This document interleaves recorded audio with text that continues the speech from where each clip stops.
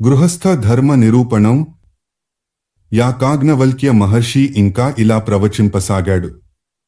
యతవ్రత మునులారా, విద్యాధ్యయన సమాప్తి కాగానే బ్రహ్మచారి గురువుగారికి దక్షిణను సమర్పించి ఆయన అనుమతితో స్నానం చేసి బ్రహ్మచర్య వ్రతానికి వీడ్కోలు పలకాలి. తరువాత తల్లిదండ్రుల అనుమతితోగాని గురువుగారి ఆదేశానుసారముగాని ఒక సులక్షణ, అత్యంత సుందరి, మనోరమ, అసపిండ, వయసులో తనకన్న చిన్నది, అరోగా, భ్రాతృమతి, భిన్న ప్రవర, గోత్రీకురాలు నగు కన్యను వివాహం చేసుకోవాలి. ఈ సందర్భంలో యాజ్ఞవల్క్య మహర్షి సపిండ ఎవరో కూడా వివరించాడు. తల్లితో మొదలుపెట్టి ఆమె తండ్రి, తాత, ముత్తాత అలా లెక్క పెడుతూ పోయి 7వ తరం దాకా ఉండిన వారందరినీ సపిండ్యులుగా భావించాలి. ఈ మధ్యలో వరుణి వంశంలో ఎక్కడ కలిసినా ఆమె సపిండేయే అవుతుంది. ఎక్కడా కలవనిదే అసపిండ కాగలదు. అసపిండనే పెళ్లి చేసుకోవాలి. అలాగే ఆమె మాతృవంశంలోనూ పితృవంశంలోనూ 5 తరాల దాకా విచారించి సదాచార, అధ్యయన, పుత్రపౌత్ర సమృద్ధి దృష్టిలో పెట్టుకుని వారి ఖ్యాతిని చూడాలిగాని ధనాన్ని బట్టి కాదు. ఇటువంటి కన్యను కళ్యాణ మాడదలుచుకునే వరుడు కూడా సమానవర్ణుడు, ఆమెకి తగినవాడునే ఉండాలి. వర్ణసంకరం పనికిరాదు. ఏ వర్ణం వారు ఆ వర్ణం వారినే పెండ్లి చేసుకోవాలి. కొంతమంది విద్వాంసులు అగ్రవర్ణులు శూద్రకన్యలను పెళ్లి చేసుకోవచ్చని వచిస్తారు. కాని నేను దాని అంగీకరించను. ఎందుకంటే ఆత్మా వైజాయతే పుత్రః అని, అంగాదంగాత్సం భవసి అని వేదం ఘోషిస్తోంది. ద్విజుడే శూద్రునిగా పుట్టి ఆ శూద్రుడు ఈ ద్విజుని వలె అంత జ్ఞానం సంపాదించకుండానే గౌరవాదరాలు పొందాలనుకుని సమాజం దానికడ్డుపడడంతో దానిపై, ద్విజజాతిపై కక్షగట్టి ఇలా సమాజానికి సవాలుగా నిలుస్తాడు. బ్రాహ్మణుడు తన వర్ణం నుండి ఒక కన్యను వివాహం చేసుకున్న పిమ్మట ఇతర వర్ణాల కన్యలను పెండ్లాడవచ్చని, క్షత్రియులు క్షత్రియ కన్యను పెండ్లాడిన పిమ్మట వైశ్య, శూద్ర కన్యలను వివాహమాడవచ్చునని, వైశ్యులు వైశ్య కన్యతో వివాహమైన పిమ్మట శూద్ర కన్యను చేసుకోవచ్చునని, శూద్రుడు మాత్రం శూద్ర కన్యను మాత్రమే పెండ్లాడాలని పెద్దలంటారు. అది సామాజికావసరమైనప్పుడే అంగీకార్యమయ్యేది. కన్యకి కనీసం ఒక అన్నదమ్ముడైనా ఉండాలి. అంతేకాని పుత్రికా ధర్మం గల కన్య ప్రశస్తం కాదు. ఈ కన్య యొక్క పుత్రుడే ఆమె తండ్రికి పిండం పెట్టవలసి వస్తే ఆమెను పుత్రికా ధర్మం గల కన్య అంటారు. వివాహాలలో 8 రకాలున్నాయి. అవి బ్రాహ్మ, దైవ, ఆర్ష, ప్రాజాపూపత్య, ఆసుర, గాంధర్వ, రాక్షస, పైశాచ విధాలు. ఉత్తమ వంశానికి చెందిన మంచి శీలస్వభావాలున్న వరుని మామయే స్వయంగా తన ఇంటికి పిలిచి, అలంకరించి, పూజించి కన్యాదానం చేయడం బ్రాహ్మ వివాహం. యజ్ఞం చేస్తూ ఋత్విజుని అలంకృతిని చేసి పూజించి కన్యనివ్వడం దైవ వివాహం. వరుని నుండి ధర్మార్థంగా 1-2 జతల ఆవులను ఎద్దులను స్వీకరించి శాస్త్రోక్తంగా పిల్లనిచ్చి పెళ్లి చేయడం ఆర్ష వివాహం. వధూవరులనొక చోట చేర్చి మీరిద్దరూ కలసి గృహస్థ ధర్మాన్ని నిర్వర్తించండి అని చెప్పి పూజ చేసి కన్యను దానం చేయడం ప్రాజాపత్యం. కన్యకు, ఆమె తండ్రికి, అతని బంధువులకు యథాశక్తి ధనాదులనిచ్చి స్వచ్ఛందంగా వరుడే కన్యను గ్రహించడం ఆసుర వివాహం. కన్యా బ్రహ్మచారి పరస్పరం ఇచ్ఛాపూర్వకంగా తమకు తామే చేసుకునేది గాంధర్వం. కన్యను అపహరించి గునిపోయి వరుడు తన స్వగృహంలో శాస్త్రోక్తంగా చేసుకునేది రాక్షస వివాహం. అన్నిటికన్నా అధమమైనది నిద్రిస్తున్న, కామం పట్టిన లేదా మతిలేని కన్యను ఎవరూ చూడకుండా పట్టుకుపోయి వరుడే చేసుకునేది. దీనికి పైశాచ వివాహమని పేరు. మొదటి 4 రకాల వివాహాలు బ్రాహ్మణ వర్ణంలోనూ తరువాతి 2 విధాల పెళ్లిళ్లు క్షత్రియ వర్ణంలోనూ తరచుగా అవలంబింపబడుతూ ఉంటాయి. సవర్ణ వివాహాలలో గుహ్యసూత్రానుసారం కన్యవరుని పాణిగ్రహణం చేయాలి. కృతత్రేతా ద్వాపరయుగాల్లో క్షత్రియ కన్య బ్రాహ్మణవరునిగాని వైశ్యవరుడు శూద్ర కన్యనుగాని ఇదివరకే చెప్పినట్టు వివాహం చేసుకోవటం ఆచారంగా కొన్ని చోట్ల ప్రత్యేక సందర్భాలలో జరిగేది. కలియుగంలో ఈ పద్ధతి ఎక్కడా, ఎటువంటి సందర్భాలలోనూ లేదు. వర్ణసంకరం జరగరాదు. కన్యాదానాన్ని గావించే అధికారం కన్య యొక్క తండ్రికి, తాతకి, సోదరునికి, సకుల్యునికి లేదా తల్లికి ఉంటుంది. తండ్రిదే ఈ ధర్మం, ఈ భాగ్యం. ఆయన లేకపోయినా ఉండి మతిస్థిమితం లేనివాడైపోయిన తాతకి అలా అదే క్రమంలో తరువాత చెప్పబడిన వారికి ఈ అవకాశమివ్వబడుతుంది. కన్యాదానం చేయవలసినవాడు చేయకపోతే వానికి ఆ కన్య ఋతుమతి అయినప్పుడల్లా ఒకటొకటిగా భ్రూణహత్యల పాపం చుట్టుకుంటుంది. కన్యాదాతలు లేనప్పుడు కన్యయే తనకు తానుగా తనను తాను దానము చేసుకునే వెసులుబాటు కూడా అంగీకార్యమే. కన్యను ఒకమారే దానం చేయాలి. అలా చేసిన తరువాత ఆమె భర్తపై దౌర్జన్యం చేసి గాని మరొక విధంగా గాని ఆమెనపహరించి మరొకరికి దానమిచ్చువాడు చౌరకర్మతో సమాన పాపమునకు దండనార్హుడవుతాడు. ఆమె దోషమేమాత్రమూ లేకుండా పత్నిని పరిత్యజించు పతి దండనీయుడు. అత్యంత దుష్టురాలు మహాపాతకి పత్నిని పరిత్యజించవచ్చును.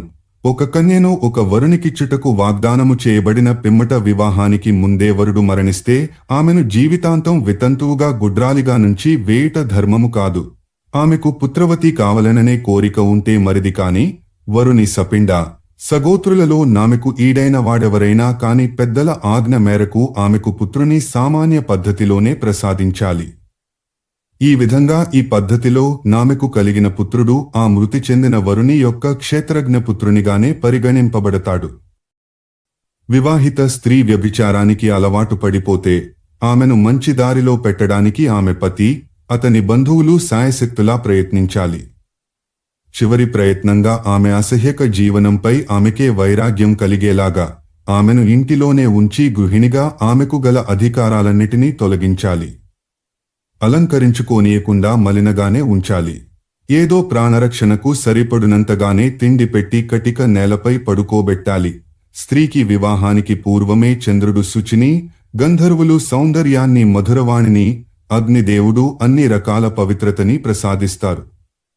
కాబట్టి ఈ దేవతలకు పూజలందే భారతదేశం వంటి దేశాల్లో స్వభావసిద్ధంగా స్త్రీలందరూ పవిత్రులే అయి ఉంటారు.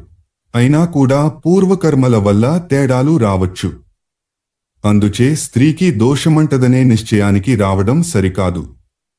ఒక స్త్రీ తన పతి కానివానిని మనసులో వాంఛిస్తే అది ఒక రకమైన వ్యభిచారమే అవుతుంది. అలాగే పరపురుషునితో సంపర్కాన్ని సంకల్పించినా వ్యభిచారమే కాగలదు.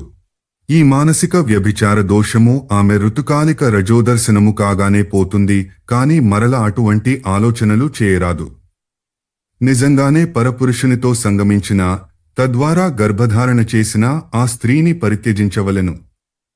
ఇలాగే గర్భవధ, పతివధ, బ్రహ్మహత్య, శిష్యులతో సంగమం వంటి పనులలో నేది చేసినా ఆమెను మహాపాతకిగా అభిశంసించి పరిత్యజించాలి. 1 సకుల్యులనగా 8వ తరం నుండి 10వ తరం దాకానున్న బంధువులు, మదిరాపానం చేసేది, దీర్ఘరోగిణి, శాశ్వత ద్వేషి, సంధ్య, అర్ధనాశిని, అప్రియవాదిని, నిష్ఠురభాషిని లేదా పతికి హాని చేయడం కోసమే జీవించినట్లుండేది యగు భార్యను ఆమె భర్త పరిత్యజించవచ్చును, మరొక వివాహం చేసుకోవచ్చును. అయితే తాను మొదట వివాహం చేసుకుని ఇప్పుడు పరిత్యజించిన స్త్రీని దాన, మాన, సత్కారాదుల ద్వారా భరణ సమన్వితను చేస్తుండాలి. అలా చేయనివాడు మహాపాపిగా నిందితుడు. అన్యోన్యంగా దంపతులుంటే ఆ గృహానికి ధర్మార్థ కామవృద్ధి, త్రివర్గవృద్ధి పుష్కలంగా ఉంటుంది. భర్త పోయిన పిమ్మట ఇంకొక పురుషుని ఆశ్రయించకుండా అతని జ్ఞాపకాల బలిమితోనే జీవించే స్త్రీని, ఎట్టి విపత్కర పరిస్థితులెదురైనా భర్తను వదిలిపోకుండా ఉండే స్త్రీని లోకం నెత్తినబెట్టుకుని పూజిస్తుంది. ఈ లోకంలో యశంతోబాటు ఈ పాతివ్రత్య మహిమ వల్ల పరలోకంలో పార్వతీదేవి సాహచర్యం చేసే భాగ్యమబ్బుతుంది. భార్యను పరిత్యజించినవాడామె సుఖంగా, ప్రసన్నంగా బతికేలా చూసుకోవాలి. తన సంపత్తిలో 3వ వంతు నామెకిచ్చేయాలి. స్త్రీకి తన భర్త యొక్క ఆజ్ఞను పాలించుటయే పరమధర్మము. స్త్రీకి ఋతు లేదా రజోదర్శనమైన తొలి దినం నుండి 16వ రాత్రి వరకు సంతాన ప్రాప్తికి అవకాశముంటుంది. పుత్రప్రాప్తి కోసమై పురుషుడు ఆ రాత్రులలో మాత్రమే ఆమెతో సంగమించాలి. ఇలా సంతానం కోసం మాత్రమే సంగమించి మిగతా కాలాల్లో ఇంద్రియ నిగ్రహాన్ని పాటించడమే బ్రహ్మచర్య వ్రతం. అంతేగాని బ్రహ్మచర్యం అంటే పెండ్లిని మానుకునుట, స్త్రీవైపే చూడకపోవుట కాదు. పర్వతిథులలోనూ 1 ఋతుకాలం మొదటి 4 రాత్రులందు దినము అనగా ఎప్పుడైనా పగటివేళ సంగమం నిషిద్ధం. మఘ, మూల నక్షత్రాలలో సంగమం వర్జ్యం. 1 అషతమి, చతుర్దశి, అమావాస్య, పున్నమ, మను -4:1-5-6. ఈ నియమాలను ఖచ్చితంగా పాటిస్తేనే సుందరుడు, సబలుడు, సద్గుణవంతుడు, ఆరోగ్యవంతుడునైన కొడుకు పుడతాడు. స్త్రీ పట్ల అన్ని బాధ్యతలు అనగా తిండి, బట్ట, ఇల్లు మున్నగునవే కాక ఆమె కామవాంఛను పూర్తిగా తీర్చి ఆమెను సంతృప్తి పనచవలసిన బాధ్యత కూడా ఆమెను చేపట్టిన వానిపై ఉంటుంది. పైగా ఈ బాధ్యతకు సంబంధించి ఇంద్రుడు స్త్రీలకొక వరాన్నిచ్చాడు. అదేమనగా స్త్రీ యొక్క కామవాసనను అనిషిద్ధ రాత్రులందు ఆమె పతి తప్పనిసరిగా తీర్చాలి. లేకుంటే వాడు పాపమును మూటకట్టుకుంటాడు. స్త్రీని ఇంటిల్లాలిగా గృహలక్ష్మిగా సంభావించి మెట్టినింటి వారంతా అనగా భర్త, వాని సోదరులు, వాని తల్లిదండ్రులు, ఇష్టబంధువులు ఆమెను మధురాహారముతో చీనాంబరాలతో అలంకార విశేషాలతో ఎల్లప్పుడూ ప్రసన్నంగా సుఖంగా ఉండేలా చూడాలి. ఇది సామాజిక బాధ్యత కూడా. స్త్రీకి గల బాధ్యతలు బాగా ఎక్కువ. ముఖ్యంగా పురుషునితో స్త్రీ యొక్క ప్రవర్తన ఎంతో బాధ్యతాయుతంగా ఉండాలి.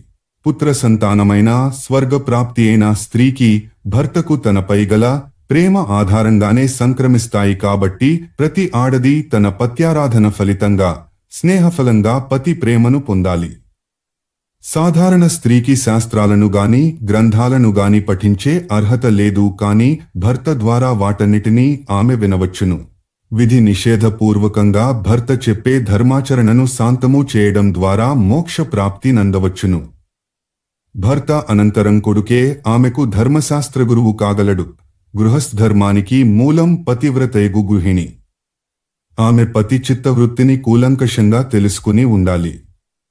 అతడెప్పుడేది కోరుకుంటాడో దానిని అప్పటికి అతడు అడగకుండానే అమర్చిపెట్టాలి. సర్వకాల సర్వావస్థలలోనూ అతని మేలునే కోరుతూ తన ప్రతిపని ఆ ఆశయం వైపే మళ్లేలా చూడాలి, చేయాలి. భర్త యొక్క తల్లిదండ్రులను, అక్క చెల్లెళ్లను, అన్నను, పినతండ్రిని, గురువుని, వృద్ధ స్త్రీలను గౌరవించడం, ఆదరించడం పత్ని యొక్క ధర్మం. తనకన్నా చిన్నన్నవారైన భర్తృ వర్గీయులతో స్నేహంగా ఉంటూనే ఇంటి పనులు చేయించుకోవాలి. లేకుంటే సోమరులవుతారు. పతి యొక్క బంధువుల మధ్యలో తాము కూర్చునియున్నప్పుడామె యొక్క మాటలు, చేతలు అన్నీ అతనికి అనుకూలంగానే సాగాలి. ఈ సంగతి అందరికీ తెలియాలి. ఈ శీలమే ప్రశస్తమని జనశ్రుతి. ఇంటి కోడలు తనకు వరసైన పురుషులతో హాస్యాలాడకూడదు. పరపురుషునితో ఏకాంతంగా అసలు ఉండనేకూడదు. పరపురుషుల చేతిలో ఏ వస్తువును ఉంచకూడదు. వారి చేతి నుండి తన చేతితో అందుకునరాదు. భర్త అక్కడే ఉన్నా కూడా పరపురుషులు మధ్య కూర్చోనరాదు. ఇంటిలోని సామగ్రి అంతా ఆమె అధీనంలోనే ఉంటుంది. దానిని అనవసరంగా ఖర్చు చేయకూడదు. అవసరానికి తగినంతగా వాడుతుండాలి. కార్యకుశల, ప్రసన్న, మితవ్యయి అయి ఉండి రోజులో ఒకసారైనా అత్తమామలకు పాదాభివందనం చేసే స్త్రీని భర్త ప్రేమిస్తాడు. సమాజం గౌరవిస్తుంది. ప్రోషిత పతికగానున్నప్పుడు అనగా తన భర్త పరదేశానికి వెళ్ళినప్పుడు తన సఖీజనంతో ఆనందంగా ఆటలాడడం, పొరుగు వారిళ్లలో కూర్చుని వాగడం, అతిగా అలంకరించుకోవటం, ఉత్సవాలలో పాల్గొనడం, హాసాలు పరిహాసాలు వంటివి చేయరాదు. ఇల్లాలి మనుగడ పతితోనే. వీలైనంత వరకు ఆమె గడపవలసిన సమయము అతనితోనే. ఆమె అధికారాలు పరిమితమే అయినా గృహస్థధర్మానికి తద్వారా సమాజానికి ఆమె అవసరం అపరిమితం. అందుకే సదాచారిణి అయిన స్త్రీ మరణించినప్పుడు అగ్నిహోత్రంలోని అగ్నితో ఆమె దహన సంస్కారాలను చేస్తారు. పతిహితేషిణి అయిన పత్నికి ఈ లోకంలో కీర్తి సమ్మానాలు, పరలోకంలో స్వర్గము సంప్రాప్తిస్తాయి. అధ్యాయం 95. వర్ణసంకర జాతుల ప్రాదుర్భావం, గృహస్థధర్మం, వర్ణధర్మం, 37 ప్రకారాల అనధ్యాయం. బ్రాహ్మణ పురుషుడు క్షత్రియ కన్యను పెండ్లాడి ఆమెకు కనిన పుత్రునితో మూర్ధావసిక్త అనే సంకర జాతి ప్రారంభమైంది. అలాగే బ్రాహ్మణ వైశ్య సంకరంలో అంబష్ట, బ్రాహ్మణ శూద్ర సంకరంలో పాటసవనిషాద జాతులు పుట్టుకొచ్చాయి. దీనిని అనులోమ సంకరమన్నారు. పురుష, స్త్రీ సంకర జాతి పేరు క్షత్రియ, వైశ్య, మాహిష్య. క్షత్రియ, శూద్ర, మ్లేచ్ఛ, వైశ్య, శూద్ర, కరణ. క్షత్రియ, బ్రాహ్మణ, సూత.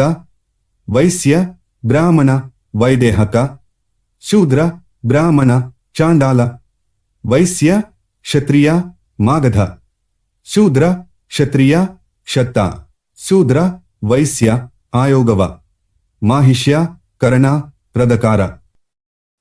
1 యాజ్ఞవల్క్య స్మృతిలో మ్లేచ్ఛ పదానికి బదులు ఉగ్ర యను పదం వాడబడింది. 2 మూర్ధవసిక, అంబస్థ, నిషాద, మాహిష్య, ఉగ్ర, కరణ ఈ 6 సంకర జాతులను అనులోమజలన్నారు. 3 సూత, వైదేహక, చాండాల, మాగధ, క్షత్త, ఆవయోగ జాతులను ప్రతిలోమజలన్నారు. సంకరం వల్ల చెడిన వర్ణం మరల పాతదశకు రావాలంటే 6 తరాలు పడుతుంది. అంటే బ్రాహ్మణునికి శూద్రునికి పుట్టిన సంతానాన్ని నిషాదులన్నాము కదా. ఆ నిషాదునికొక కూతురు పుట్టి దానినొక బ్రాహ్మణుడు పెండ్లాడి వారికొక కూతురు పుట్టి దానిని బ్రాహ్మణుడేమనువాడి. అలా నిషాద బ్రాహ్మణ వివాహం 6 తరాల బాటు కొనసాగితే 7వ తరం నిషాదునికి కూతురు పుట్టి ఆమెను కూడా బ్రాహ్మణుడే పెళ్లి చేసుకుంటే అప్పుడు వారికి పుట్టిన పిల్లలు 7వ తరం వారవుతారు కదా. వారికి శుద్ధ బ్రాహ్మణ వర్ణాన్ని శాస్త్రాలు ప్రసాదిస్తున్నాయి. అలాగే బ్రాహ్మణ వైశ్య సంకరమైన అంబష్ట జాతిలో 5వ తరానికి పుట్టినవారు అనగా 6వ తరం వారు శుద్ధ బ్రాహ్మణులవుతారు. అలాగే మూర్ధావసిక్త జాతిలో 5వ తరం వారు శుద్ధ బ్రాహ్మణులవుతారు. ఇదే విధంగా ఉగ్ర, మహిష్య జాతులలోనూ 7వ 6వ తరాలలో శుద్ధ క్షత్రియులుద్భవిస్తారు.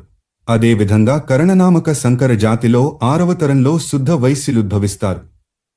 అనగా సంకరదోషం పితృవర్ణ బీజం 6-7 తరాల పాటు అనుస్యూతంగా ప్రవహిస్తే గాని కడుక్కుపోదు.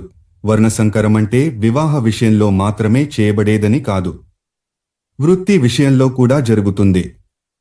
యాజన, అధ్యయన, అధ్యాపనాలను చేయవలసిన బ్రాహ్మణుడు పరిస్థితుల ప్రభావం వల్ల ఆ వృత్తి ద్వారా జీవించలేక బతుకు గడవక క్షత్రియ, వైశ్య లేదా శూద్ర వృత్తి నవలంబించవచ్చు. ఇలా ఏ వర్ణం వారు మరొక వర్ణం పనిని చేసినా అది కర్మ వ్యత్యయమవుతుంది. అది వర్ణ సంకరం వంటిదే. అయితే పరిస్థితులు మెరుగుపడగానే ఎవరి అసలు పనిలోకి వాళ్లు వెళ్లకుండా తమ వర్ణం కన్నా హీనవర్ణానికి చెందిన కర్మను నిర్వహిస్తూ ఉండిపోతే వారు వర్ణసంకరులుగానే పరిగణించబడతారు. వారు క్రమంగా 7వ, 6వ, 5వ తరంల దాకా ఆ హీన వృత్తిలో ఉండిపోవలసినదే. ఇక సంకర జాతులను 3 రకాలుగా విభజించవచ్చు. అవి సంకర, సంకీర్ణ, సంకర, వర్ణ సంకీర్ణ సంకర విభాగాలు. అనులోమజులు, ప్రతిలోమజులు అనగా నిదివడకు చెప్పబడిన మూర్ధవసిక్త నుండి ఆవయోగ జాతి దాకా గల 12 రకాల వారు సంకర జాతి విభాగానికి చెందినవారు. ఈ సంకర జాతిలో మరల సంకరం జరగగా పుట్టినవారు అనగా మాహిష్య, కరణ సంయోగం వల్ల పుట్టిన రథకార జాతి వంటి వారు సంకీర్ణ సంకర జాతి వారవుతారు. మరింత లోతైన సంకరం జరిగిన చోట వర్ణ సంకర జాతి వారు పుడతారు. ఉదాహరణకి మూర్ధావసిక్త స్త్రీకి క్షత్రియ, వైశ్య లేదా శూద్ర పురుషుని ద్వారా పుట్టినవారు, అంబష్ట స్త్రీకి వైశ్య లేదా శూద్ర పురుషుని ద్వారా కలిగినవారు, అలాగే పారసవ నిషాద స్త్రీకి శూద్రుడు కన్న పిల్లలు ఈ జాతిలోకి వస్తారు. వీరిని అధర ప్రతిలోమజులంటారు. ఇటువంటి సంకర జాతి స్త్రీలకే బ్రాహ్మణ బీజం ద్వారా కలిగినవారు. మాహిష్య, ఉగ్రజాత్యాది స్త్రీలకు బ్రాహ్మణ లేదా క్షత్రియ పురుషుని ద్వారా పుట్టినవారు, కరణజాతి స్త్రీయందు అగ్రవర్ణుని ద్వారా కలిగినవారు. ఇటువంటి వారిని ఉత్తర ప్రతిలోమజులంటారు. వీరినే అధర, అసత్, ఉత్తర, అసత్ వర్ణ సంకీర్ణ జాతుల వారిని వ్యవహరిస్తారు. ఇక గృహస్థ ధర్మాన్ని గూర్చి మాట్లాడుకుందాం. గృహస్థు ప్రతిదినం స్మార్త కర్మ, వైశ్వదేవాది అగ్ని కార్యాలు సంపన్నం చేయాలి. దీనికి వివాహాగ్నిని కాని సంపద్విభాగ సమయంలో స్వయంగా తానే తెచ్చుకున్న సుసంస్కృతమైన అగ్నిని కాని ఆరాధించాలి. శ్రాతకర్మానుష్ఠానానికి అగ్నిహోత్రం, వైతానాగ్ని, ఆహవనీయ మున్నగు అగ్నులలో నేదో ఒకటితో సంపన్నం చేయాలి. శరీర చింతలను, విసర్జనాలను ఉదయ సాయంకాలాలలో శాస్త్రోక్తంగా తీర్చుకోవాలి. గంధలేపని వృత్తి పర్యంత శుద్ధిని పొంది దంతధావన, స్నానాదికములను గావించి ప్రతి ద్విజుడు ప్రాతకాల సంధ్యాపాసనను ముగించి అగ్నిహోత్ర కార్యాన్ని నిర్వర్తించుకోవాలి. హవనం చేసి సమాహిత చిత్తంతో సూర్యమంత్రాలను అనగా ఉదిత్యం, జాతవేదసం మున్నగు వాటిని జపించాలి. తరువాత వేదార్థాలను అనగా నిరుక్త వ్యాకరణాదులను, ఇతర శాస్త్రాలను అధ్యయనం చేయాలి. యోగక్షేమాది సిద్ధికై ఈశ్వరోపాసనను కూడా చేయాలి. గృహస్థ ధర్మంలో మరొక ముఖ్యమైన అంశం తర్పణాలు. ప్రతి గృహస్థు ప్రతిరోజూ దేవతలకు పితరులకు స్నానానంతరం తర్పణాలివ్వాలి. పూజ కూడా చేయాలి. వేద పురాణేతిహాసాలలో కొంతమేర యథాశక్తి పారాయణం చేయాలి. జపం చేసుకుని భూత పితర దేవ బ్రహ్మ మనుష్య జాతులకు బలికర్మను గావించాలి. తరువాత స్వధ హోమ స్వాధ్యాయ అతిథి సత్కారాలు చేయాలి. దేవతలనుద్దేశించి అగ్నిలో హవనాలిచ్చి కుక్కలు చండాలురు కాకులు మున్నగు ప్రాణులకే వండిన అన్నాన్ని భూమిపై వేయాలి. పితృగణాలకు మనుష్యులకు అన్నంతో బాటు జలదానం కూడా చేయాలి. అన్నమును తన కుటుంబమునకు మాత్రమే సరిపడునంత వండుట సరికాదు. పక్వాన్న మెల్లప్పుడూ అవసరానికి ఎక్కువగానే ఇంట్లో ఉండాలి. స్వవాసిని పెళ్లైనా కూడా ఏవో కారణాల వల్ల ఆనాటికి పుట్టింట్లో ఉన్న స్త్రీ, వృద్ధులు, గర్భిణులు, వ్యాధి పీడితులు, కన్యలు, అతిథులు, భృత్యులు వీరందరికీ భోజనాలు పెట్టాకనే ఇంటి ఇల్లాలు, ఇంటి యజమాని అగ్నిలో పంచప్రాణాహుతులనిచ్చి అన్నానికి గౌరవ భక్తి ప్రపత్తులతో నమస్కరించి భోజనం చెయ్యాలి. భోజనానికి ముందు వెనక అవపోసన పట్టాలి. ద్విజులు అమృతతుల్యమైన భోజనాన్ని పాత్రలో ఆకుమూత పెట్టి ఉంచిన దాన్ని తినాలి. అతిథి కోసం భోజనం ఎప్పుడూ కూడా ఎంత సాయంకాలమైనా సిద్ధంగా ఉండాలి. రోజులో ఎప్పుడైనా ఇంటికి వచ్చిన అతిథి అన్నం తినకుండా పోరాదు. బ్రహ్మచారులకు సన్యాసులకు వారు లభిస్తే వాళ్లు దొరకడమే అదృష్టం. రోజూ భిక్ష వేయాలి. స్నాతకులను ఆచార్యులని రాజుని ప్రతి ఏటా పూజించాలి. అలాగే మిత్రులు అల్లుళ్ళు ఋత్విజులు ప్రతి వర్షము ఆతిథ్య పూజలకు అర్హులు. బాటసారిని అతిథిని వేదపారంగతుని శ్రోత్రియుడని అంటారు. బ్రహ్మలోక ప్రాప్తిని కోరుకునేవారు ఈ 2 రకాల వారిని పూజించాలి. ఎవరైనా మిక్కిలి వినయంగా ఆదరంగా గౌరవంతో ఆహ్వానిస్తేనే బ్రాహ్మణుడు ఒకరి ఇంటి పక్వాన్నాన్ని స్వీకరించాలి. గృహస్థు మితంగా భుజించాలి.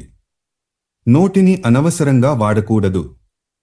ఏ విషయంలోనూ అతిచాంచల్య చాపల్యాలు కూడదు. అతిథులను సగౌరవంగా ఊరిపోలి మేరదాకా దిగబెట్టి సముచితంగా వీడ్కోలు పలకాలి. తనకు ఇష్టులైన మిత్రులతో విద్వత్సంపన్నులతో గోష్ఠులు సలుపుతుండాలి. సాయంకాలం మరల సంధ్య వార్చి అగ్నిహోత్రం పనిచూసుకుని భోంచేయాలి. భోజనం తరువాత బుద్ధిమంతులైన భృత్యులతో ఇంటి వ్యవహారాలను రాబోయే కార్యాలను ముచ్చటించాలి. భూతయజ్ఞం స్వధ పితృయజ్ఞం హోమ దేవయజ్ఞం స్వాధ్యాయ బ్రహ్మయజ్ఞం అతిథి సత్కారం మనుష్యయజ్ఞం. ఈ యజ్ఞాలన్నిటినీ బలికర్మగా వ్యవహరిస్తారు. వైశ్యులకు క్షత్రియులకు కూడా యజ్ఞానుష్ఠానము అధ్యయనము దానము ముఖ్య విహిత కర్మలే. బ్రాహ్మణునికి యజ్ఞమును చేయించుట అధ్యాపనం దానగ్రహణం అనేవి అదనపు ధర్మకర్మలు. క్షత్రియునికి ప్రజాపాలనమే ప్రధాన ధర్మము. వైశ్యవర్ణులకు అప్పులిచ్చుట వ్యవసాయము వాణిజ్యము పశుపాలన ముఖ్య కర్మలుగా విధింపబడ్డాయి. శూద్రవర్ణం వారు పై 3 వర్ణాల వారికి సాయపడాలి. ద్విజులు యజ్ఞాధికర్తవ్యాలను మానరాదు. అహింస సత్యం అస్తేయం శౌచం ఇంద్రియ సంయమనం దమం క్షమ సరళత దానం మానవులందరికీ అవశ్యాచరణీయ ధర్మాలు. అందరూ కుటిల దుష్ట ప్రవృత్తులను పరిత్యజించాలి. ప్రధానం క్షత్రియం కర్మ ప్రజానాం పరిపాలనం కుసీద కృషి వాణిజ్యం పశుపాల్యం విసహ స్మృతం శూద్రస్య ద్విజ శుశ్రూషా ద్విజోయజ్ఞాన్ నహాపయేత్తు అహింసా సత్యమస్తేయం శౌచమింద్రియ సంయమః దమం క్షమార్జవం దానం సర్వేషాం ధర్మ సాధనం ఆచరేత్ సదృశీం వృత్తమజిహ్మామసఠాం తదా. ఆచార 96 27 నుంచి 30 వరకు 3 ఏళ్లకు సరిపడునంత బియ్యమును పండించి దాచగలిగినవాడు సోమరసపానానికి అర్హతను సంపాదించుకుంటాడు. 1 ఏడాది అన్నానికి సరిపడు బియ్యం లేదా ధాన్యమును దాచగలిగిన వారు ముఖ్యంగా సోమయాగం యొక్క ప్రాక్రియను చేయవలసి ఉంటుంది. అనగా సోమయాగానికి పూర్వం చేయవలసిన అగ్నిహోత్ర దర్శపూర్ణమాస ఆగ్రాయణ చాతుర్మాస్యాది కర్మలను అనుష్ఠించాలి. ద్విజుడు ప్రతి ఏటా సోమయాగం పశుయాగం చాతుర్మాస్యయాగం ఆగ్రాయణేష్టి అనగా కొత్తగా ధాన్యపు గింజలు కనబడగానే చేయుయాగం లను ప్రయత్నపూర్వకంగా శ్రద్ధగా చేయాలి. ప్రతి ఏటా చేయలేనివారు 2 సంవత్సరాలలో ఒకమారు అదే వేళకు వైశ్వానరీ ఇష్టిని చేయాలి. ఆధ్యాత్మికంగా ఉన్నత శిఖరాలందుకుని మోక్ష ప్రాప్తిని కోరు బ్రాహ్మణుడు జీవించవలసిన విధానం వేరు. స్వాధ్యాయ విరోధి అయిన అర్ధ సంపాదనం చేయరాదు. ఎవరి వద్ద ధనమును పుచ్చుకొనరాదు. చిన్న చిన్న పనులకు వ్రతాలకు ప్రతి ఫలాన్ని స్వీకరించరాదు. నృత్య గీతాదుల ద్వారా కూడా ధన సంపాదన చేయరాదు. శూద్రుని చేత యజ్ఞాన్ని చేయించి డబ్బును పుచ్చుకున్న బ్రాహ్మణుడు మరుజన్మలో చండాలునిగా పుడతాడు. యజ్ఞం కోసం తీసుకువచ్చిన అన్నాన్ని దానం చేసుకున్నవాడు కోడి, గ్రద్ద, కాకి యోనుల్లో పుడతాడు. ఆధ్యాత్మికాశయాలను కలిగి శరీరాన్ని ధర్మమోక్షాలకొక సాధనంగా వాడుకోదలచిన బ్రాహ్మణుడు 2-3 రోజులకు సరిపడు బియ్యాన్ని మాత్రమే ఉంచుకోవాలి. మోక్ష సాధకునికి అన్నిటికంటే శిలోంచ వృత్తి పరమశ్రేష్టము. అతనిని గుర్తించి రాజుగాని, శిష్యుడుగాని, యజ్ఞాలను నిత్యకృత్యంగా చేయించే యజమానిగాని ముందుకి వచ్చి పోషణ భారాన్ని వహిస్తే అంగీకరించవచ్చును. అప్పుడైనా ప్రాణాన్ని నిలబెట్టుకోవడం కోసమే తినాలిగాని భోగద్రవ్యాలను స్వీకరించుట తగదు. ఇక అనధ్యయన సందర్భాలను అనగా ఎట్టి సందర్భాలలో వేదాలను శాస్త్రాదులను చదువుకోకూడదో చర్చిద్దాం.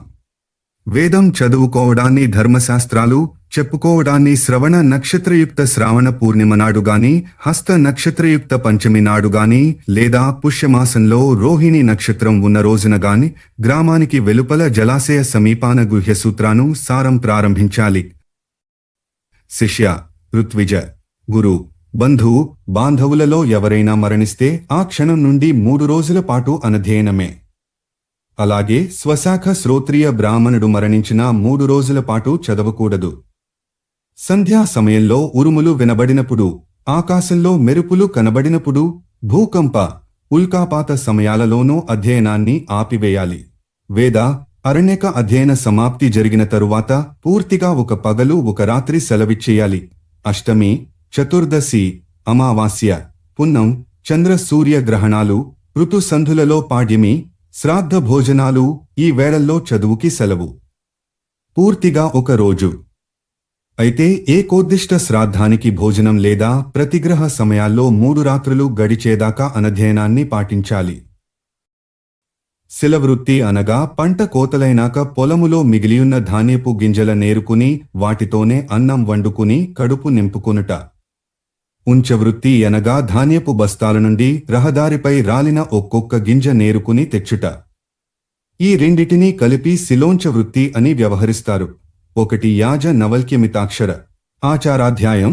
ఉత్సవాలకి శకధ్వజందిగినప్పుడు, ఏడుపులు పెడబొబ్బలు దగ్గర్లోనే వినబడుతున్నప్పుడు, శవం లేచినప్పుడు తాత్కాలిక అనధ్యయనముంటుంది. అపవిత్ర దేశంలో, అపవిత్రావస్థలో మాటిమాటికి నింగి మెరుస్తుంటేనూ, మధ్యాహ్నం 12 గంటల లోపల పలుమార్లు ఉరుములు వినబడినప్పుడు జలమధ్యంలో అర్ధరాత్రి వేదశాస్త్రాలను చదువరాదు. ఎవరైనా విశిష్ట వ్యక్తి వచ్చినప్పుడు అధ్యయనాన్ని ఆపాలి. పరిగెడుతూ కాని మద్యం వాసన వస్తున్న వ్యక్తి పక్కనే ఉన్నప్పుడు గాని, గాడిద, ఒంటె, గుద్రం, నౌక, చెట్టు, పర్వతమున్నగు వానిపై కూర్చున్నప్పుడు గాని, ప్రయాణిస్తున్నప్పుడు గాని, దొంగలు రాజులు గ్రామానికి ఉపద్రవాన్ని తెచ్చినప్పుడు గాని వేదశాస్త్రాలను చదువరాదు. ఇక విద్యార్థులు, గురువులు, బ్రాహ్మణాది ద్విజులు సంఘంలో పాటించవలసిన నియమాలను చూద్దాం. దేవతామూర్తి, పృథ్విజుడు, స్నాతకుడు, ఆచార్యులు, రాజుల, పరస్త్రీల నీడలు, రక్తం, మూత్రాది విసర్జకాలు దారిలో ఉన్నప్పుడు దాటుకుని పోరాదు. ఆగిగాని, పక్కకి తొలగిగాని వెళ్ళాలి. మంచి పేరుగల బ్రాహ్మణుని, రాజుని, సర్పాన్ని అవమానించకూడదు. అలాగే తనను తాను అవమానించుకోరాదు. విసర్జనాలను, ఇతరులు కాళ్లు కడుక్కున్న నీళ్లను దూరం నుండే చూసి తప్పుకోవాలి. శృతులలో, స్మృతులలో బోధింపబడిన సదాచారాన్ని పూర్తిగా పాటించాలి. ఒకరి రహస్యాన్ని బట్టబయలు చేసి వారిని బాధించరాదు. ఎవరినీ నిందించుటగాని కొట్టుటకాని దోషము. పుత్రుని, శిష్యుని అవసరం మేరకు దండించవచ్చు. స్వధర్మాచరణ విషయంలో ఎటువంటి వెసులుబాటు కోసమూ చూడరాదు. దాన్ని తప్పనిసరిగా పూర్తిగా చేయవలసినదే. ధర్మ విరుద్ధమైన పనులను చేయరాదు. గృహస్థు తన తల్లిదండ్రులతో, అతిథితో, ధనికులతో వాదించరాదు. నది, సెలయేరు, పుష్కరిణి, చెలువులలో స్నానం చేయాలి. ఇతరుల సరోవరంలో స్నానం చేయడానికి ముందు అనుమతిని పొంది 5 మట్టి ముద్దలను బయటికి తీసి ఒడ్డున పెట్టి వెళ్ళాలి. ఇతరుల శయ్యపై పడుకునరాదు. దేశం ఆపదలో నున్నప్పుడు మనం మాత్రం ప్రసన్నంగా భోంచేయరాదు. ఏదో తినాలి కాబట్టి తినాలి.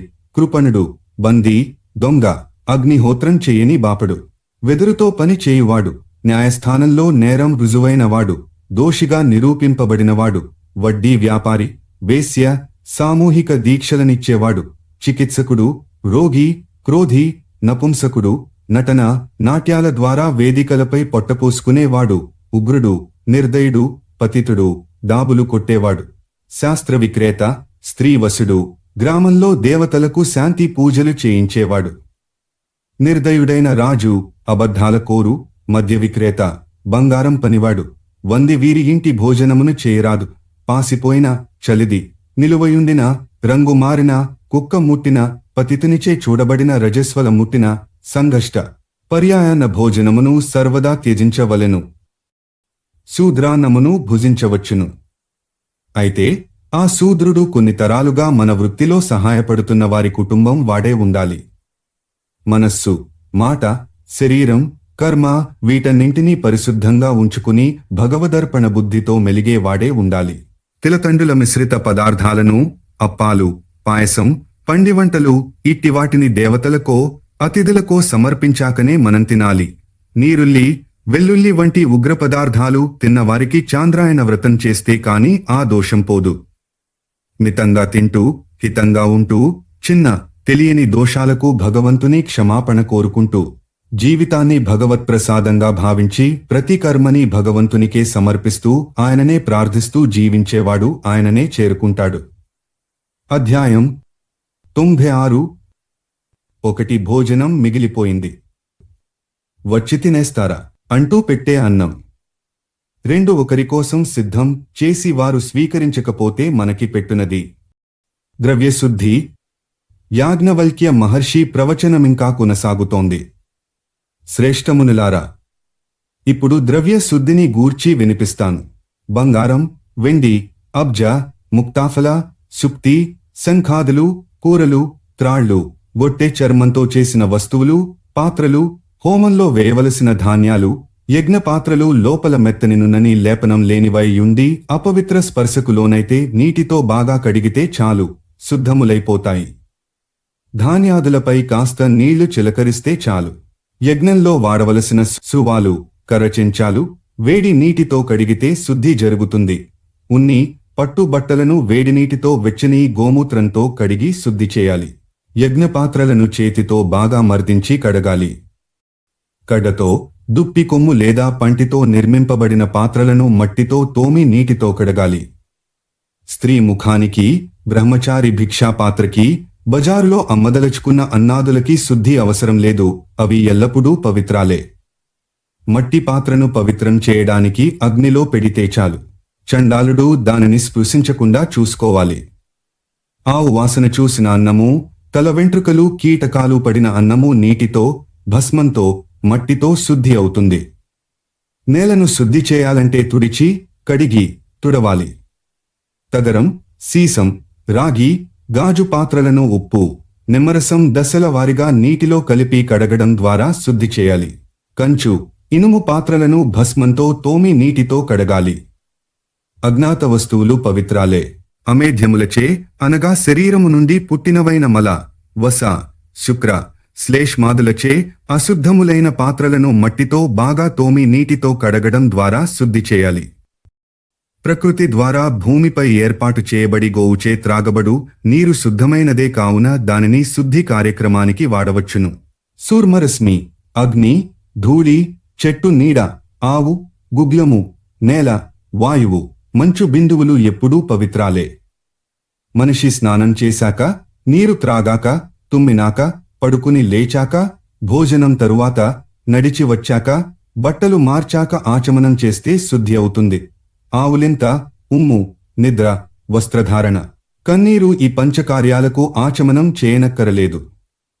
దేవుని స్మరించి కుడి చెవిని ముట్టుకుంటే చాలు. బ్రాహ్మణుని చెవిపై అగ్ని మున్నగు దేవతలు ఎల్లప్పుడూ ప్రకాశిస్తుంటారు. అధ్యాయం 97. దానధర్మ మహిమ.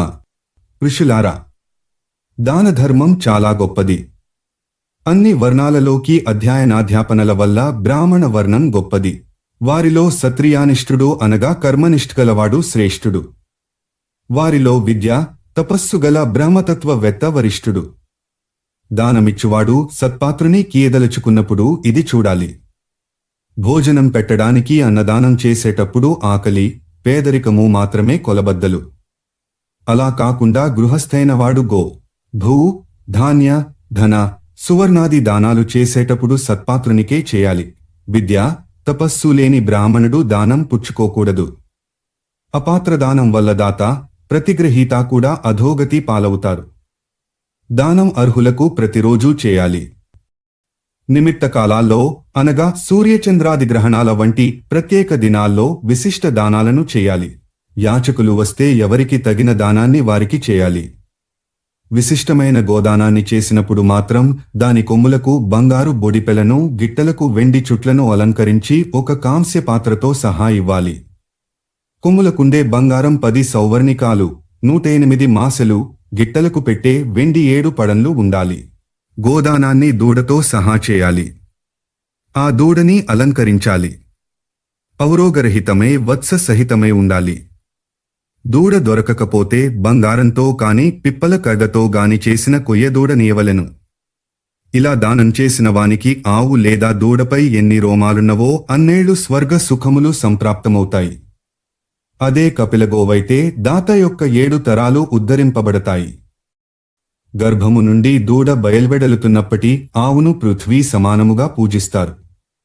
స్వర్ణంతో గోదానం చేసే స్తోమతు లేనివారు పాలిచ్చే ధేనువును గాని గర్భముతోనున్న ధేనువును గాని దానం చేసినా స్వర్గ ప్రాప్తి ఉంటుంది. అలసిన మనిషికి ఆసనాదికములను దానమిచ్చి అలసటను దూరం చేయడం, రోగికి సేవ చేయడం, దేవపూజనం, బ్రాహ్మణుని పాదాలను కడగడం, ఆయన వాడే జాగాను, వస్తువులను శుభ్రం చేయడం, ఇవన్నీ గోదానాన్ని శాస్త్రోక్తంగా చేసిన దానికి సమానమైన ఫలాన్నిస్తాయి. అలాగే బ్రాహ్మణుడు మిక్కిలిగా ఇష్టపడే వస్తువులను దానం చేసిన వానికి స్వర్గ ప్రాప్తి ఉంటుంది.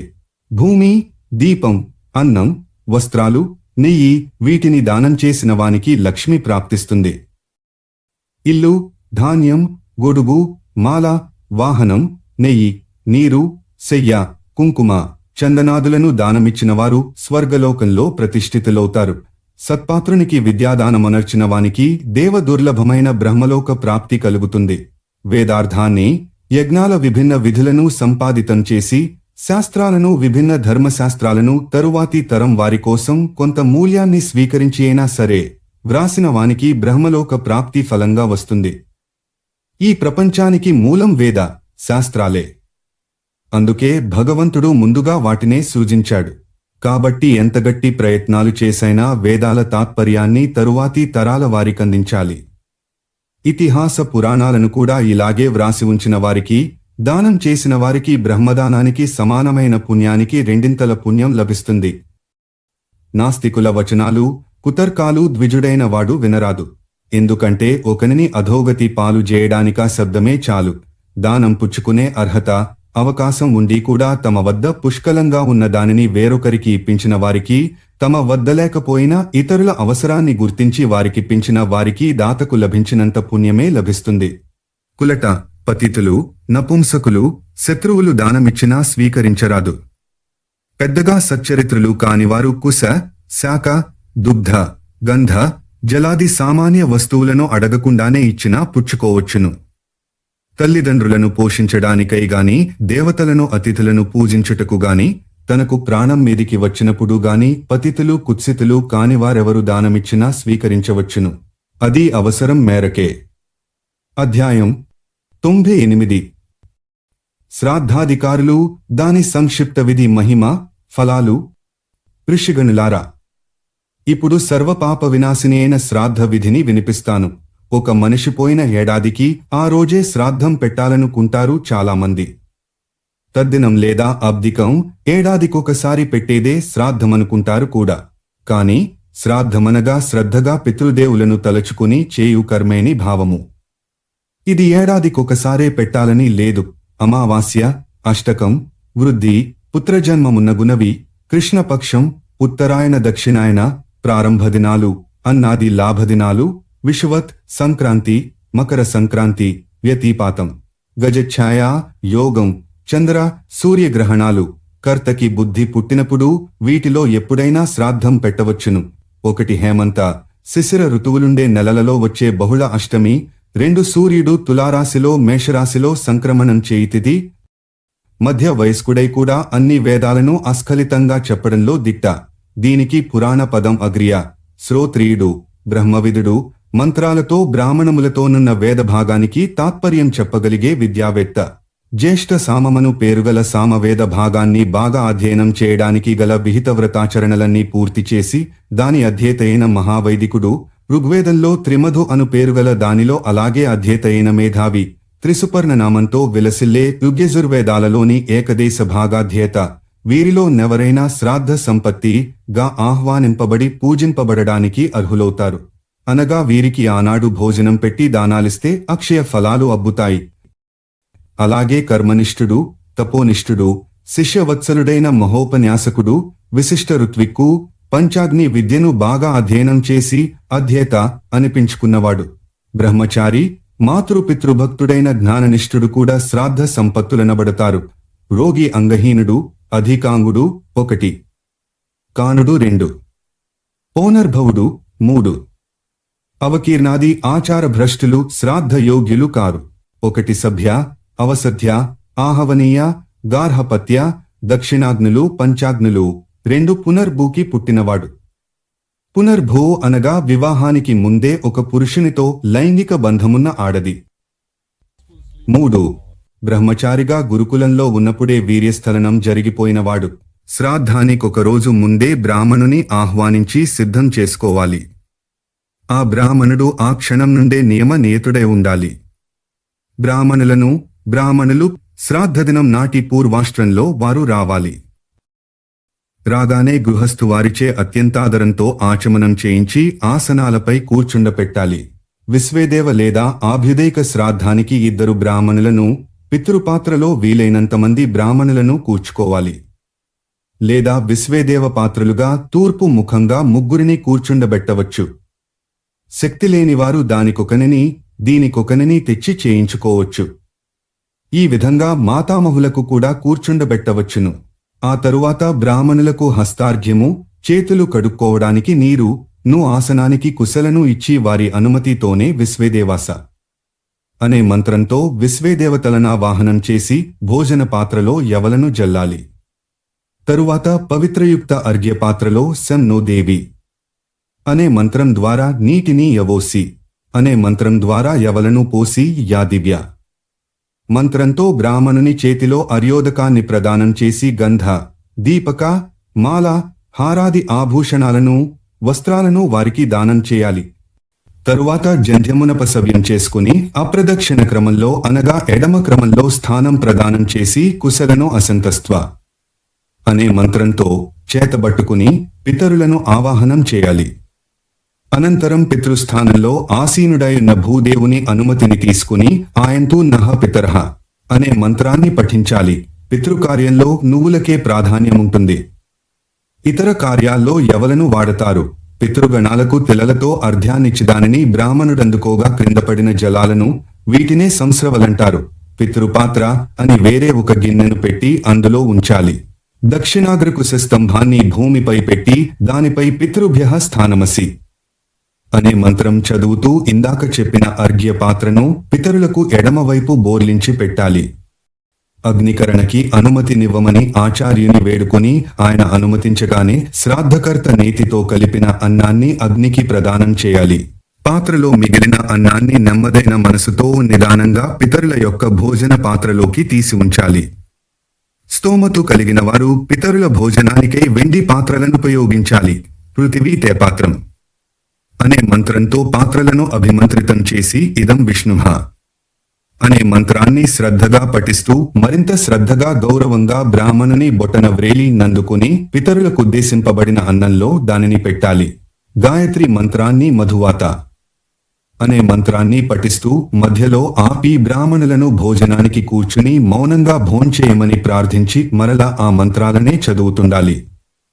మరల బ్రాహ్మణులను మొగమాట పడవద్దని ప్రార్థించాలి. క్రోధాది మనోవికారాలను మనసులోకి రానీకుండా ప్రశాంత మనస్కుడై శ్రద్ధ నిండిన గుండెతో వారికి వడ్డిస్తూ తొందర పెట్టకుండా మంత్రాన్ని జపిస్తూ ఓపికగా భోజనాలు పెట్టాలి. హవిష్యాన్నము, హోమగుండంలో వండబడిన అన్నం ను వారికి సమర్పించి వారు తృప్తిగా భోజనం చేసేదాకా పురుష సూక్తాన్ని, పవమాన సూక్తాదులను జపిస్తుండాలి. వారు తృప్తిగా భుజించాక మరల మధువాత మంత్రాన్ని పఠించాలి. మేము తృప్తిగా సుష్టుగా భోంచేశాము అని వారి చేత అనిపించుకుని వారు భుజించగా మిగిలిన అన్నాన్ని దక్షిణం వైపు తీసుకుపోయి తిలలను అందులో వేసి బ్రాహ్మణులు అన్నం తిన్న పాత్రలను వాటి ప్రక్కనే భక్తి మీరగా తెచ్చి ఆదరంగా ఉంచాలి. ఎందుకంటే ఆ క్షణంలో వారు మన ఊరి సామాన్య మానవులు కారు, పితృలోకం నుండి దిగివచ్చిన మన తండ్రులు, తాతలును. వారికి వేరువేరుగా ప్రక్షాళన జలాలనిచ్చి వెంటనే తుండుగుడ్డలను కూడా భక్తిగా ఇవ్వాలి.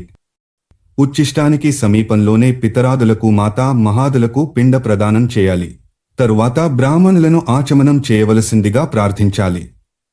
తరువాత బ్రాహ్మణులు స్వస్తి వాక్యాలను చదువుగా శ్రాద్ధకర్త అక్షేమస్తు అంటూ బ్రాహ్మణుల చేతులలో నీరు పోసి తన సామర్థ్యానికి తగినట్లుగా దక్షిణలిచ్చి స్వధాం వాచయిష్యే అనాలి. వాచ్యతాం అంటూ వారు అనుమతినివ్వాలి. అప్పుడు శ్రాద్ధకర్త తన పితృదేవతలనుద్దేశించి స్వధా అనువాక్యాన్ని పలుకగా పితృదేవతల ప్రతిరూపమైన బ్రాహ్మణులు కూడా అదే వాక్యం ద్వారా అతనిని దీవిస్తారు. అప్పుడు శ్రాద్ధకర్త నీటిని భూమిపై వదలాలి. తరువాత విశ్వేదేవాహ ప్రియంతాం అంటూ మరికొంత నీటిని వదిలి పితృదేవతలను ఇలా ప్రార్థించాలి. దాతారో నోభివర్ధంతాం వేదాహ సంతతిరేవ చ శ్రద్ధాచనోమా వ్యగమద్ బహుదేయంచన్నో స్వితి. ఆచార 99:26-27. తరువాత వాజే వాజే అనే మంత్రాన్నుచ్చరిస్తూ శ్రాద్ధకర్త ప్రసన్నంగా పితరులను యథాక్రమంలో విసర్జించాలి.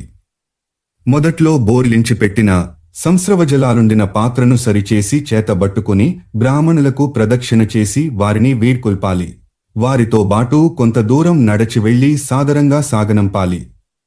తరువాత శ్రాద్ధ కర్మలో మిగిలిన భోజనాన్ని స్వీకరించి ఆ రాత్రి బ్రహ్మచర్యాన్నవలంబించాలి.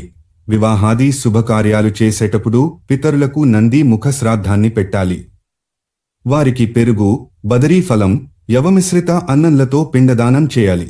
ఏకోద్దిష్ట శ్రాద్ధం ఎవరో ఒకే ఒక వ్యక్తి నుద్దేశించి పెట్టేది. విశ్వేదేవరహితం, ఏకాన్న, ఏక పవిత్రకయుక్తమై ఉంటే చాలు. ఈ శ్రాద్ధానికి అవాహనం, అగ్నేకరణం కూడా అవసరం లేదు. జంధ్యాన్ని అపసవ్యం చేస్తే చాలు. బ్రాహ్మణులను పవిత్ర భూమిపై ఉపతిష్ఠతాం అంటూ కూర్చోమని ప్రార్థించాలి. అలాగే అభిరమ్యతాం అంటూ విసర్జన చేయాలి. బ్రాహ్మణులు అభిరతాః స్మ అనే వచనాన్ని చెప్పాలి. సపిండీకరణ శ్రాద్ధంలో శ్రాద్ధకర్త తిలలతో గంధ మిశ్రిత జలాలతో 4 పాత్రలను నింపి ఉంచాలి. ఇవి పితరులకే ప్రత్యేకంగా విధించబడినవి. ఇవి కాక విశ్వేదేవులకు 2 పాత్రలుండాలి.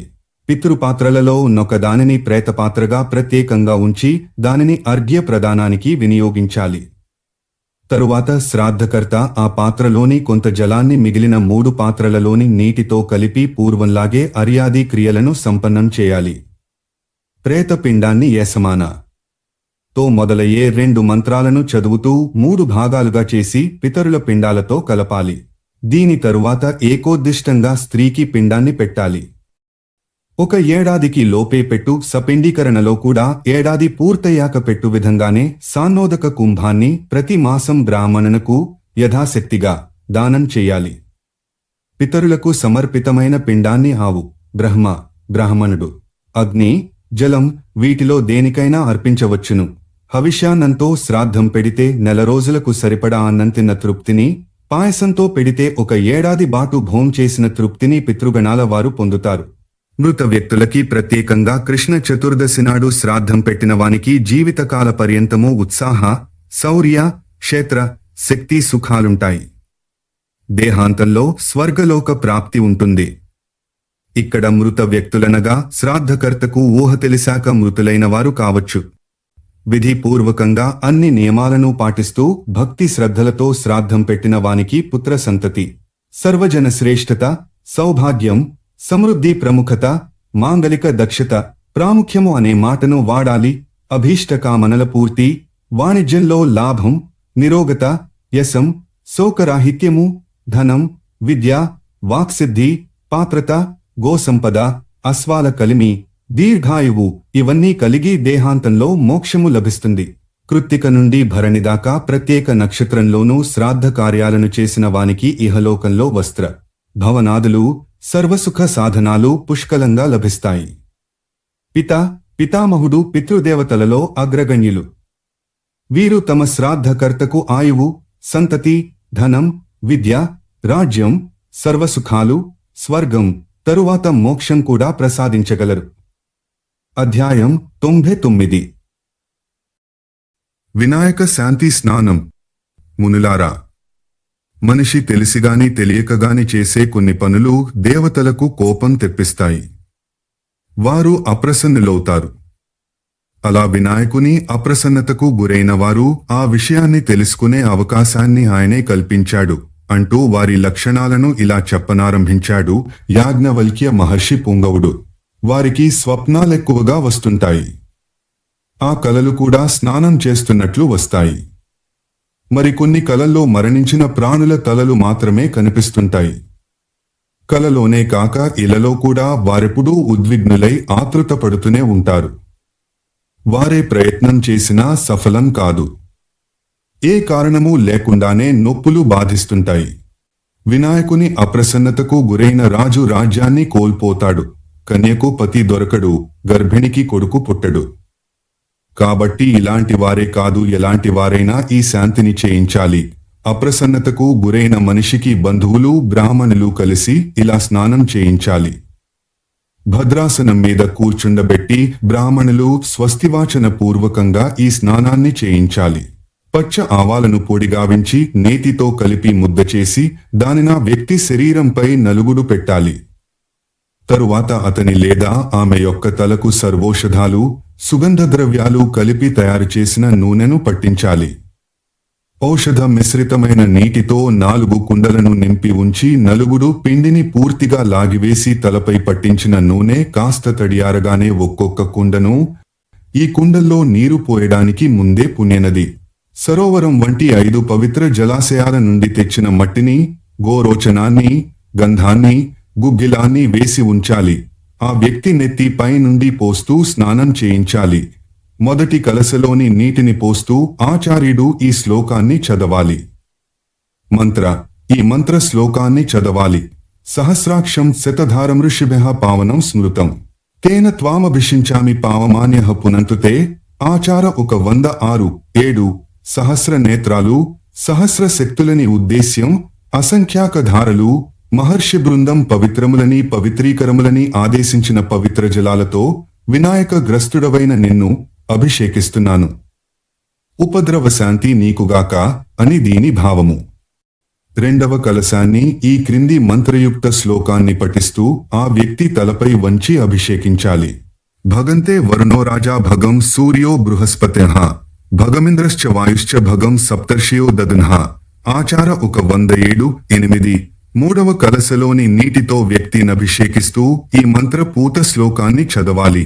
యత్తే కేశేషు దౌర్భాగ్యం సీమంతే యచ్చ మూర్ధని లలాటే కర్ణయోరజ్జో రాపస్తద్రగ్నంతు తే సదా. ఆచార 108-9. నీ సర్వాంగాలను పట్టిన దరిద్రం నీటితో ఈ నీటి పవిత్రత వల్ల కడుక్కుపోవాలి గాక అని ఈ శ్లోక భావం. అనంతరం 4వ కుండలోని నీటిని పోస్తూ పై 3 శ్లోకాలను పఠించాలి.